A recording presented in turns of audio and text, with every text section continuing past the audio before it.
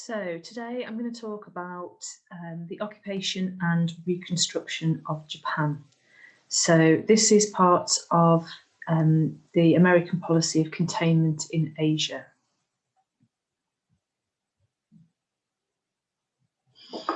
So first, let's talk a little bit about the background, as to why, why are we talking about the Americans occupying and reconstructing Japan? Okay, so the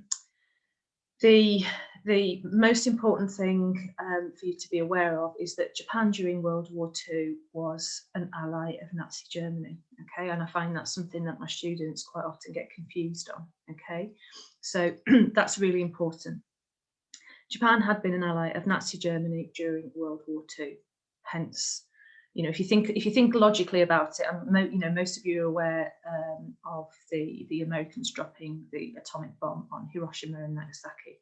Okay, so they obviously would be doing that to someone they were fighting. Okay, now the sort of government that Japan had up to the end of World War II was an authoritarian military rule. Okay, so that means that basically the country was being effectively governed by the military, by the army. Okay, and authoritarian, so that's a lack of democracy. They would just telling people what they had to do. Okay. At the wartime conferences that you would have already studied, well, of the various wartime conferences, but the decision was made that when the war ended with Japan, that the Allies would occupy and rehabilitate Japan. Excuse me. From 1945 to 1952, the organisation, or the group that was set up to do that, was called the Supreme Control of Allied Powers, or SCAP for short. And that was led by the American General MacArthur, Douglas MacArthur. And the SCAP implemented a lot of reforms in Japan, so military reforms, political, economic and social reforms. Okay, so we talk about there being three phases to the occupation and rehabilitation of Japan. So the first one was the initial effort to punish and reform Japan. So that's trying to get rid of some of the elements that had been in charge of Japan, so that they could make those reforms.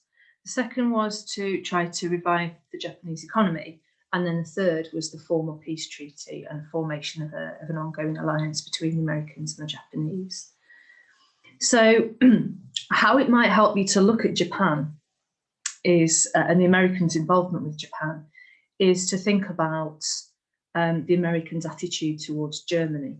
Okay, so initially with Germany, the focus was on denazifying Germany, getting rid of all of the people who'd been involved in Nazi rule, and to democratize Germany, to try to set in motion a process of becoming a proper democracy. All right, but then the focus of the Americans changed in about 1947, whereby the priority of the Americans was to rebuild the German economy, because they were aware of the benefits that it would have for them and for the rest of Western Europe. Okay, and because also the Americans were, increasingly concerned about the spread of communism. So you can see a similar thing going on in Japan. So initially in Japan, the focus is on,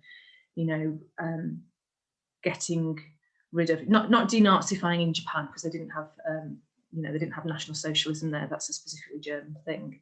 But to sort of get rid of this authoritarian military rule, move the country towards democracy. They gave more rights to women, etc. We'll go on to that shortly. But then again, in 1947, the focus turned to the economy, revitalizing the Japanese economy, worrying about the spread of communism in Asia, and trying to get Japan to be a strong capitalist ally, to stop the spread of communism, and as we'll see, because Japan sort of geographically was in quite an important place for the Americans, the focus was on improving their economy and making sure they've got this strong capitalist ally that's going to help to stop the spread of communism. Okay. Was there something else I wanted to say about the background in Japan? Oh yes, we've talked about with Potsdam and with the atomic weapons being dropped on Japan. If you remember back to Yalta and Potsdam, originally Roosevelt had wanted Stalin to help with the war against Japan. By the time Stalin was in a position to do that, by the time that the Soviets had pushed Nazi Germany back out of the Soviet Union, Truman had become president, and he wasn't keen for the Soviets to be involved in Japan, because if they were helping to stop the war with Japan, the Soviets would want to have a share of territory, etc. So the Soviet Union weren't really involved in Japan because they've not actually been involved in fighting the war. Okay.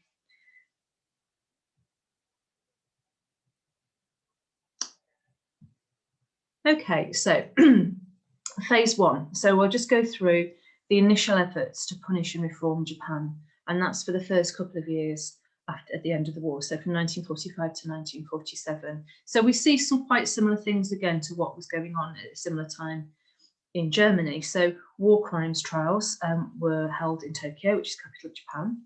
The SCAP, so the Allied control, they dismantled the Japanese army. So remember, it was the army that were kind of in charge of the country effectively. They banned former military officers from taking roles of political leadership in the new government. So that was to try to separate the army away from governing the country.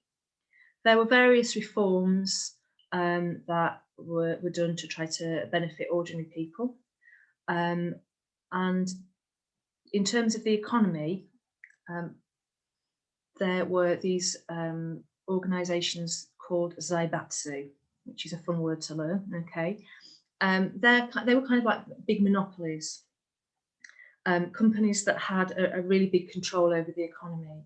So the idea of the Americans was to break down these Zaibatsu, or conglomerates, I think is the proper business word for them, to break up the Zaibatsu and make Japan into a free market capitalist economy, okay? Because these big economic organisations, big business organisations had also been part of this authoritarian rule. So in 1947, a new constitution was dictated to Japan. This is what the Americans said, this is the constitution that you have to have. So there was an emperor in Japan. Their status was downgraded. A figurehead without political control, so that's a little bit like the royal family in the UK, isn't it? Okay. It was going to move to have more power for the parliament, so that would be the people that would be elected. Better rights for women, and also no right to wage war, and only to have armed forces for defence. Okay. So you can see here the emphasis is on getting rid of the authoritarian rule, making the country more democratic, moving it towards free market capitalism. That's the initial focus. Now, if you've got my worksheet, you might want to pause here and do the questions on phase one, okay?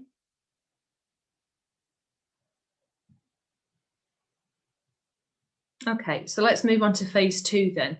Now, this is known as the reverse course, and that name, the reverse course, is referring to the economy, really.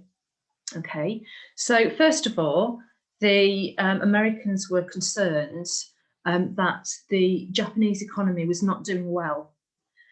And of course, where economies aren't performing well, there's always, at this point in history, the fear that that means that communism will spread. If people are poor, if there's lots of unemployment, if there's really sort of hunger and poverty, that means that people might be more likely to support communism, because it's promising to cater for everybody's needs equally. Okay, so the Americans appointed a guy called Joseph Dodge to be the economic advisor to SCAP, and he produced something called a super balanced budget. And that was designed to try to sort out the Japanese economy by reducing government spending, and also to reduce inflation. Okay, it's not an economics exam, so you don't really need to understand how all those things work. Okay, but obviously it's important to know that that's what he was trying to do and whether or not it was a success. So the problem with the super balanced budget originally was that it caused unemployment because it led to businesses closing. However, ultimately, it did actually get the high inflation under control. Okay, so that was relatively successful in terms of what they were trying to do with it. You know, it was designed to reduce government spending and get inflation under control, and it did. Okay. Other things that happened during the reverse course were that the Americans made the Japanese join an organisation called GATT, which is the General Agreement on Tariffs and Trade. You don't really need to remember what it stands for. Okay. That again, that was tying Japan into free market capitalism, and it also served the purpose of not letting Japan trade with China, who were sort of a near neighbour of theirs, but in 1949 they became communist. Okay. A big problem for Japan traditionally had been that they were short of raw materials for their industries. You know, that they couldn't necessarily produce or didn't have the things that they needed within Japan. And that's one of the reasons why Japan had been an imperialist power up until the Second World War. They were sort of occupying other countries so that they could get the raw materials that they needed. So that was a problem for the economy as well. Now, how this was kind of solved was by the outbreak of the Korean War in 1950. Now, we've not covered that yet, and we will do. But the outbreak of the Korean War means that actually Japan is in a very, very important position geopolitically for the Americans, because it's so close to Korea, and the Americans were involved in the Korean War. And Japan became the place where the United Nations forces, which were mainly Americans, that's where they were based. And it became a supply depot as well. So supplies for the army, for the Americans and the UN were being kept in Japan. And that really helped. It helped Japan to be in a strong position when negotiating with the Americans over their peace treaty. And it also helped their economy because they had all these soldiers stationed there. Okay. So again, if you've got my worksheet, you might want to pause here and do the questions on phase 2. I think I've only got one slide on phase 2. I'm going to check. Yeah. Okay. So if you haven't already, you might want to pause, do the questions on phase 2 before you move on to phase 3 with me. Okay. All right, so phase 3 then, which is the peace treaty, which was negotiated between 1950 and 1951. All right, now I've got a map on this slide. I love maps. I think if you're going to understand the Cold War, as my students are fond of hearing me say, I'm sure you need to look at maps. Okay, now, obviously you might not be able to see this brilliantly well. So get yourself on Google Maps and have a look at a map of Japan and where it is. Okay, so a little bit of what was going on in the rest of Asia at this time with regard to the Cold War. So in 1949, the civil war that had been going on in China, which we haven't looked at yet, but we will do. The civil war going on in China was won by the communists in 1949. And to be honest, even before 1949, it was fairly obvious that that was what was going to happen, okay, in sort of the year or so running up to that. In 1950, the Chinese formed an alliance with the Soviet Union. So you've got, now I know this is a current map of Europe, well, not Europe, a current map that I've got on the screen now, and it says Russia, okay, not the Soviet Union.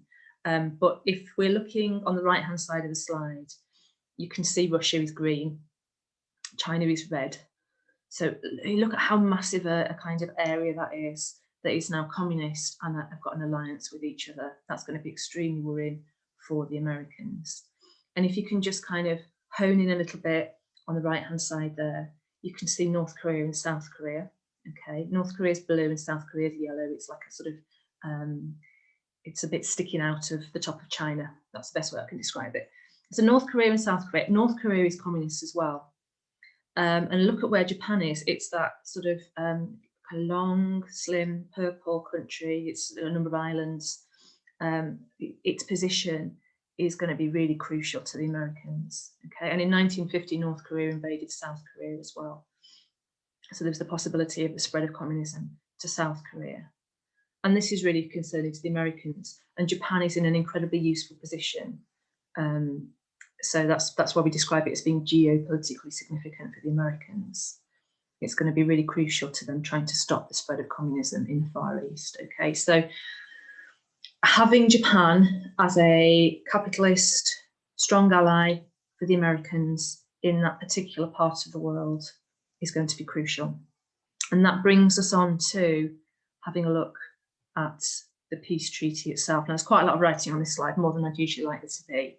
But I'm not going to just talk you all the way through it. And if you're one of my students, you've got the worksheet and you can do the questions on it, and this is all on there for you. Okay.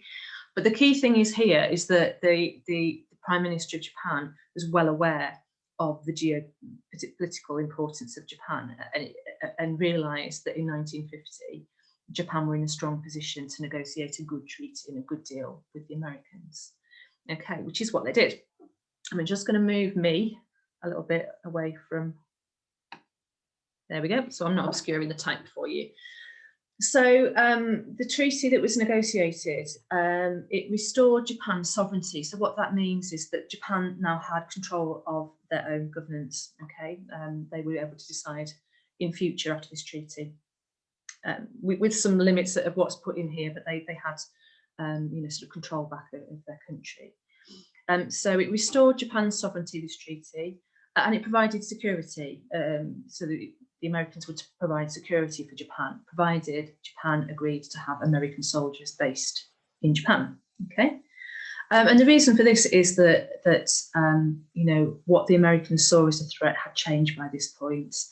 They were not worried about Japan rearming itself and the military leadership taking control again.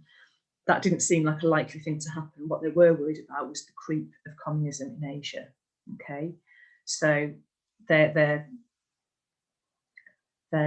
Americans' kind of concerns were quite different than they had been in 1945, when they were mainly concerned about making sure that Japan was no longer a threat. Okay, so what the peace treaty didn't do was give Japan responsibility for starting the war. It didn't impose any reparations on them, and it didn't restrict their future rearmament. Now, although the Americans weren't concerned about Japan, there were a number of countries that had been occupied by Japan that would have looked at this and thought, this is not how we see things. So, there's some controversy, I suppose, about this. But from the Americans' point of view, who they were negotiating the peace treaty with, they weren't concerned. Okay, it forced Japan to renounce any claims on that neighbouring territory, though. So places that had been occupied, it did make clear that Japan had no claim to be occupying in the future. So, I mean, that was an important thing. But still, the part about not having reparations, about not taking responsibility for the war, that would have been controversial to those countries that had been occupied by Japan. Okay. It required Japan to sign a bilateral, that means a sort of two-sided security agreement, so between the two countries, by is two. A bilateral treaty with the Americans, and that allowed the Americans to keep military bases in Okinawa, which is part of Japan, and in other places as well. Okay, and that treaty, it's known as the San Francisco Treaty because that's where countries met to agree. 52 nations met in San Francisco. Almost all of them agreed to the terms of the treaty. The countries that didn't were objecting to the fact that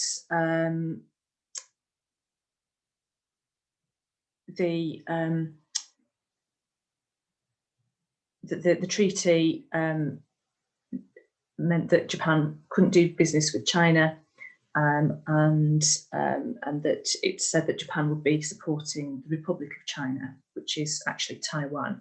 We'll look at what that means when we look at the Chinese Civil War. Okay, so most